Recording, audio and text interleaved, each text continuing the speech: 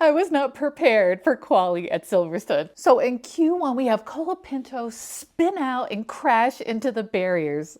I think he was just going over the curb, caught a little air, maybe it was a little wet. Russell and Oscar were saying that over the radio, and his qualifying session was done. So we had a red flag and then a restart. And surprisingly, at the end of Q3, Hamilton comes over the radio and says, why am I running out of power? And they told him, you have low fuel. When you don't put as much fuel in the car, you save 600ths of a second a lap. That's something from Ruth Buscom, and that's an incredible insight. So in Q1, we had knocked out Franco, Nico, Lance, Gabby, and Lawson. And then in Q2, both of the Williams get knocked out. They have really been struggling with both reliability and finding that setup. Also knocked out were Ocon, Hadjar, and Yuki. And Red Bull even said they've got Yuki on a different development plan, so his car is probably a little bit different with a different setup. Then in Q3, I am stressing because the Ferraris topped the timetables in Q2, even though they didn't do as well in Q1. And in Q3, you have both the McLarens jockeying for that top position. But of course, it's Max Verstappen who blows everybody away.